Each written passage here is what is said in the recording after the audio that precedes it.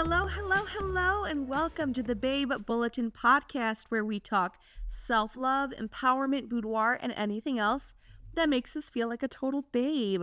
My name is Alicia. I'm a boudoir photographer and a body liberation expert.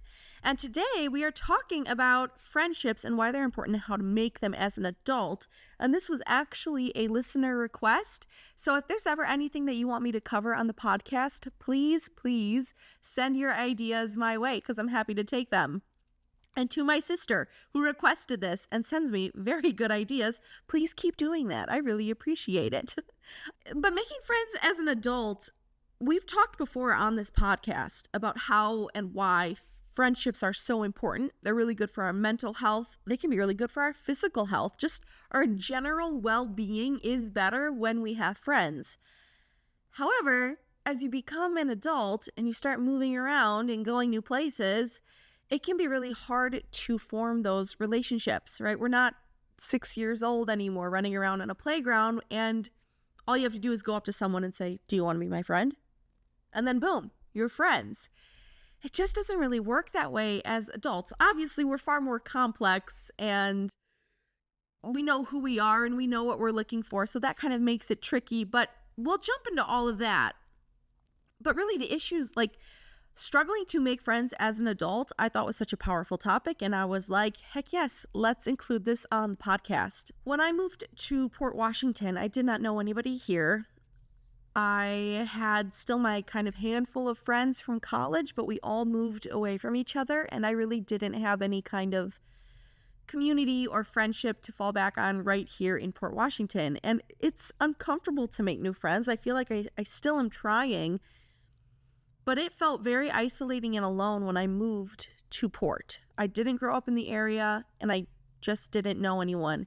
It was me and my husband, and that's about it. And as much as I love my husband, it's still important to have friendships and relationships outside of that.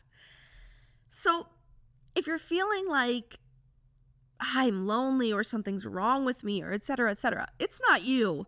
Nobody really tells us how hard it is to form relationships as an adult. And I find that when we do talk about relationships, the focus tends to be like dating or marriage, and we really don't talk about the heartbreak or the awkwardness of trying to find your people and your friends as an adult. So you're not alone. You're not weird. Nothing's wrong with you. And I have gone through this exact same situation. One of the reasons why it's so hard to make friends as adults is because our schedules are so much busier. We don't really have the freedom or flexibility all of the time to do everything that we want to do. And if I'm working and my friend's not, it can be hard to link up schedules or vice versa. Plus, you've got your job on top of that. Maybe you have kids that you need to take care of. Perhaps you're caregiving to a parent or a sibling. There are so many reasons why our schedules get so jam-packed that it feels impossible to go out into the world and then meet someone new. And not only meet someone new, but now you have to cultivate and form a relationship, which is time-consuming. I would encourage you to find times in your schedule where you can go out and do those things. Maybe you've got a pocket here or a pocket there. But again, it's not easy. So if you feel like there's something wrong with you, that you're not trying hard enough, that you're not doing it right, it's not you. We all have super busy schedules. It's normal to feel that way. I also find it's hard to make friendships as adults because social media kind of gives us this false sense of friendship in a way. Like, bear with me. We have so much connection on social media, and that's great. Love it. But there's not a ton of depth. I know a lot of little surface level things about a lot of people, but I wouldn't say I have deep formed connections with all of them. I certainly don't. I run a Facebook group with like 2,500 people in it. And I know a lot of their names, and I'm very interacted with a lot of them. Like, they'll comment, I comment back, we have conversations. I could tell you about their pet maybe, or if they have kids, or what they did last weekend, but I don't really know too much more besides that. So when we're living on social media, it's easy to fall into almost a sense of like friendship. Like, well, I'm social, I have friends. But there's nothing deeper going on that satiates that need for friendship. So evaluate and see, oh, am I actually spending too much time on social media? Do I maybe think I have deep relationships with people that are not that deep because I've been lulled into this false sense of connection? Perhaps that's why you feel like your friendship needs are not being met. There's also a fear of rejection. Nobody likes being told no, and I get that. There's this feeling that maybe you're going to be too much or you're not going to be enough. I have experienced this. So has producer and husband Dustin. He's gone through the same thing. In fact, just the other day, I was supposed to meet up with 2 of my friends, and one of them unfortunately had a family emergency and couldn't make it. And I was like, okay, well, we could just be done, or I can be brave and text the other person in that group who I realized up until that point, I don't think I have hung out one-on-one with her. You know, it's been kind of the 3 of us always hanging out. And then when one person can't make it, we have never bothered to hang out together. It just hasn't really worked out. So I felt like, oh, I should text her and see if she still wants to go and do something. But the other part of my brain was like, she doesn't want to hang out with you. She just wants to hang out with the trio. Why would you ask her to hang out? She's going to think that you're too much. She doesn't like being around you. That's what that inner critic in my head was telling me. And instead I went, what's the worst that's going to happen? She's going to say no. Okay, then we move on with our life. So I texted her. She wanted to hang out. We went and hung out. And it was great. I had a great time. So I'm really happy that I reached out. But if I had listened to that fear of rejection, I never would have even bothered texting her. And now, boom, we've hung out one-on-one. And I know we can do it again in the future and nothing bad will happen. The sky will not fall. But that fear of rejection, yeah, really normal to feel that as an adult. But I promise the worst thing that's going to happen is they say no. And is that really the worst thing? In a previous episode with Laura Skinner, the fear episode, she asked that question. Really, what's the worst thing that's going to happen when we do something that scares us? What's the worst thing? The absolute worst thing. And 9 times out of 10, the worst thing is not actually that bad. So that's something that me and my husband have been doing in our house, I think, a lot lately. Since that episode came out, we've kind of been asking ourselves, I want to do this thing, but I think I'm afraid. Okay, well, what's the worst that's going to happen? Oh, that's not that bad. we can do that. I know, if you don't mind me sharing, producer Dustin, you just reached out to someone through like a poker website, and now you've been talking poker with them. And if you hadn't sent them a message, you won't be talking poker. And maybe that'll cultivate into a bigger and better friendship. Who knows? But if you don't take the shot because you're afraid of being told no, then you're really never going to get anywhere. So we got to get over this fear of rejection. Not to mention, we're just straight up out of practice with making new friends. We don't have that structured environment anymore, like school or college. Even if you work with coworkers, you're kind of doing your own thing. You may not form super close relationships with your coworkers. A lot of people work from home now. You might be in just an environment that's very busy or where you can't really talk or connect with other people because you have something else going on. We're just not good at it anymore because we haven't needed to do it in a very long time. And that's why it's so hard to make friends as adults. Not to mention, adult friendships differ a lot compared to the ones that we made when we were kids because we're a lot more intentional now about what we like, what our personal preferences are, and just the people that we want to hang out with in general. We do tend to be a little more guarded as well. Everybody's got baggage at this point. And we tend to kind of put walls up and things like that because, again, we don't want to be afraid of getting hurt. We don't want to be afraid, we're afraid of getting rejected. So while we are more intentional, we're also a lot more guarded. And when we're talking about adult friendships, we want depth, we want ease, we want alignment over popularity. So we are a little more picky about the people that maybe we want to hang out with. The good news is we don't need a lot of friends. We don't need to be friends with 20 people. I mean, if you are, awesome, good for you. But you just need a few people who really get you. And once you have that well-being and that mental health, it all gets so much better. So as we're looking to make these new friends, what kind of space does our brain need to be in? I think you got to let go of that whole, this is just going to happen naturally myth. Making friends as an adult takes work, which is not super fun. Like I said, we're not 6 anymore, and we can't really go up to people and just say, will you be my friend? Maybe you can. I mean, I was lucky enough that actually kind of happened to me with the trio of friends I have here in Port.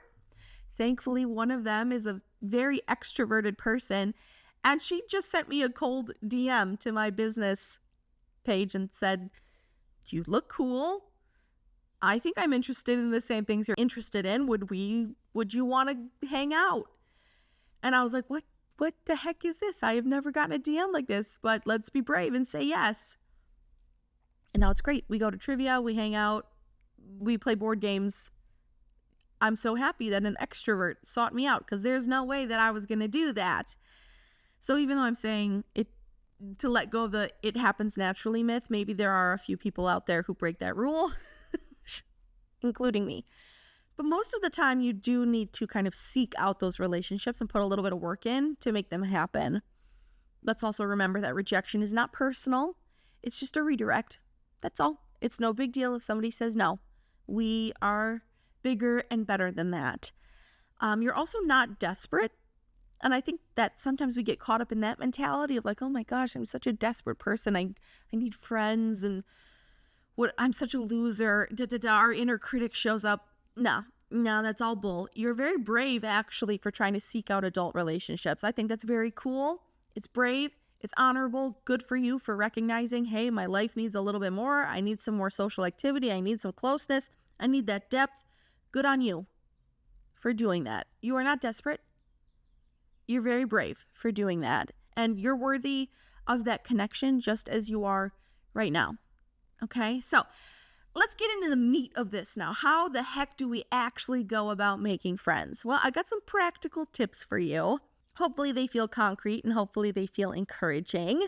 Of course, I would recommend right off the bat, let's stick within your interests. Let's see where that takes you. So follow what you're interested in and then go and seek out activities in your community in those interests. Maybe that means joining a class. I've seen gardening classes. I've seen workout classes. I don't know, you name it. Someone out there is teaching something, and typically the great thing about classes is they can recur. So go check it out. I would head to Facebook events, or I would head to Eventbrite and see what events are coming up in these fields of your own interest. You could also join a club. Book clubs are great. I'm a part of a walking club. Go seek those out. Same places. You could join a gym if you're into fitness, if you're into movement. I have made friends through Zumba classes. Had a great time. Your church might have something, or other spiritual groups might have something that you could join, or any kind of community project like a community garden, for example, or a cleanup day. There are lots of areas out there, if we just take 5 to 10 minutes to look for them, where you know other people in that group at least share one of your common interests. And then as you get to know them better and better with reoccurring meetings or classes or groups, you'll probably start to pick out the people that you align with even more. And then you can build on that. And it starts simple, just with saying hi. Say hi to someone on a regular basis. Give them compliments. Let them know that you think their earrings are really cute, or you love the book that they're reading. Ask them, tell me about that book. People love to talk about stuff in their life, so just ask questions and give people compliments. Once you have started building on that relationship, then you got to be brave and be the inviter, and you have to actually ask them to do something with you, and that's very scary. And I get that, especially if you're introverted. It can be really terrifying, But I would encourage you to go listen to the Living with Fear or Living Fearlessly episode, because you'll get the encouragement you need to overcome that fear. There are also lots of apps out there for like local groups. Peanut, I believe that's an app for like moms to connect, like a social media app almost. Bumble has a BFF app. There's Meetup, and then there's Facebook groups as well. I have not personally used any of these, but I know people have and have succeeded in making friends. 10 out of 10, encourage that as well. Just be safe about it. Know where you're going. Let people know where you're going if you've never met up with this person before. And definitely be somewhere public.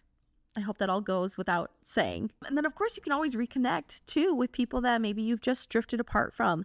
I do think in our life, people are meant to come in and out of it. We don't necessarily have to meet someone and then have a relationship with them for our entire lives. But maybe there's someone who went out of your life and you're thinking, I actually kind of would like them to be back in it. So reach out and catch up. You never know what's going to happen or what's still possible. They might be meant to come back into your life. If everything that I just listed, you're like, I have none of that. I don't have a class. I don't have a walking group. I don't have those things around me. Then here is your call to do it yourself and start one. The Girls Who Walk Ozaki group started with just one person. She loved that Milwaukee was doing it. And she said, hey, I think she reached out to the person running that group and said, hey, can I start one of these here in Ozaki? Do you mind if I do the same thing? And that person was like, yeah, go for it. So like Girls Who Walk, those groups I think are kind of everywhere, but they're just started from one person who took the initiative to do it. I found out about it because I was hosting a DIY charm bracelet making event in my studio. And they came. The person who started the group came along with one of her friends, and I got to hear about this group, and I was like, this sounds really cool. And then other people have joined the group from signs that the initial member hung up in coffee shops and just on bulletin boards. And it's been slowly word of mouth through her Instagram as well. And just new people come here and there because of that. So it's not necessarily difficult. I know you're fully capable of doing that. You could whip up a flyer in Canva and chuck it on bulletin boards. That's not hard, but it is time consuming and it does take effort. But if you know that having friendships is really important to you and you need that social aspect in your life, I promise it's worth it to take the initiative and start something. Again, it's scary because what if nobody comes? What if nobody shows up? What if you get rejected? It happens. I have held community events here at my studio where I thought, oh, this is going to be such a great way for people to make new friends. And then no one comes. And it doesn't feel good. It feels bad. But that doesn't mean we stop trying. It's a redirect, right? It's just a redirect. What worked, what didn't? What can I do differently in the future? Where could I find different friends? Maybe the topic wasn't interesting enough. I don't know. We're going to play, we're going to explore, and we're not going to be too hard on ourselves when it doesn't pan out. But I really do truly feel the best way to make friends as an adult, if it's not through maybe another person, that actually might be the best way, because they kind of can vet and you're like, well, I like you. And if you're recommending I hang out with this person, it's probably a good match. Other than that, I think the best way is by being social and joining these interest groups, like a class or a book club or something like that. And if you can't find them on Instagram and Eventbrite, here is your call to do it yourself. You can totally do this. Now, we've joined our clubs. We've joined the groups. We started our own. Now we have to build on those relationships that we are trying to cultivate, right? Because they're just a little seed and they need love and effort. And what they need most of all is consistency.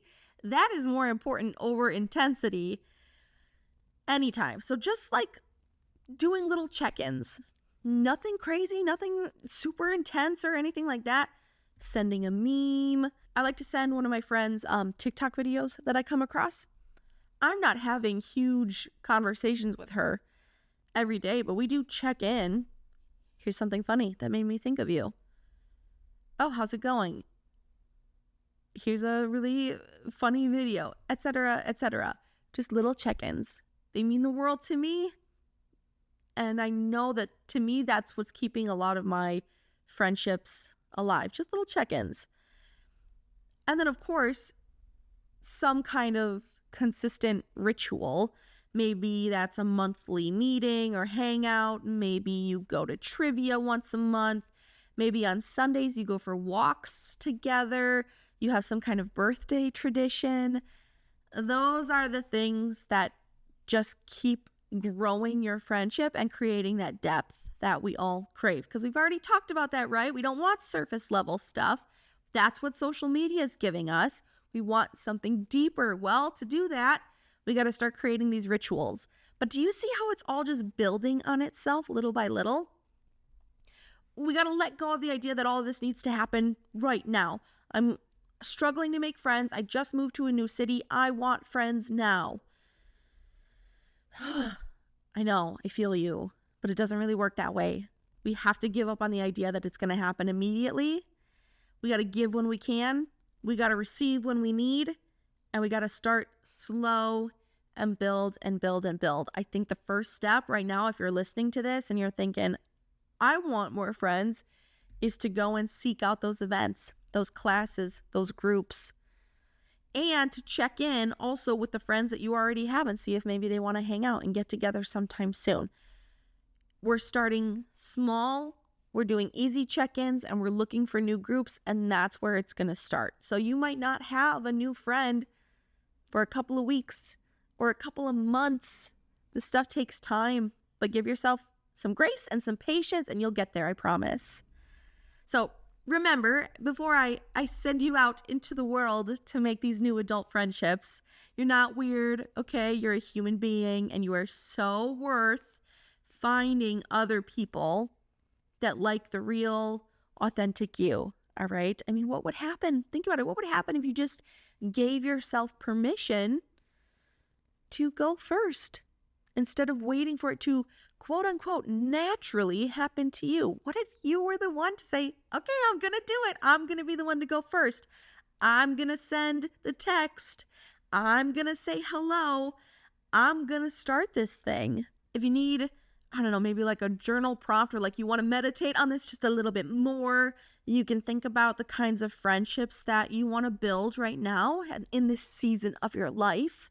And what is one small step that you can do right now, this week, to move towards that? So just ruminate on that. Think about that.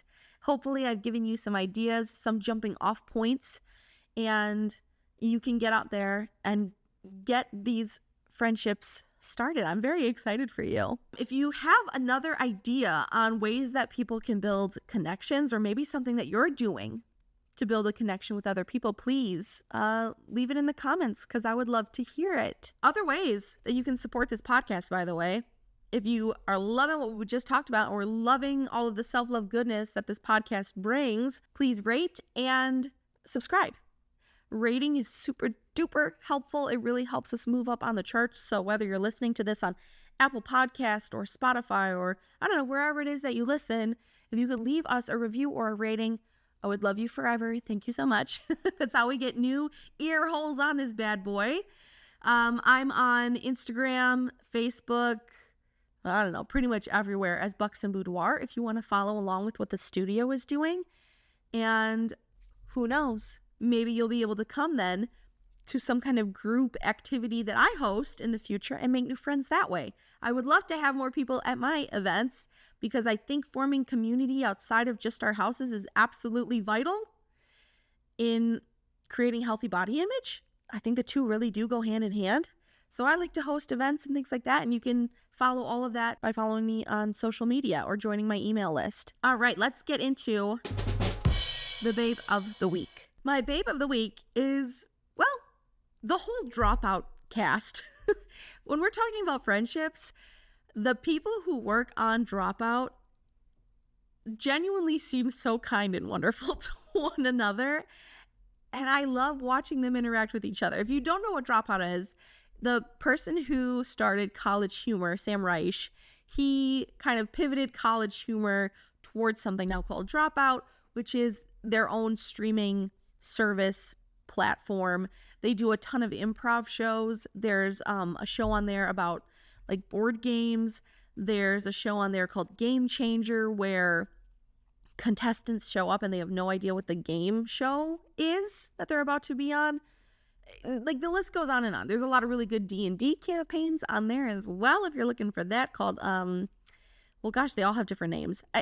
Anyways, it's a fantastic streaming platform, but I do think that the cast in that is maybe one of just the most generous and kind and loving casts I've ever seen.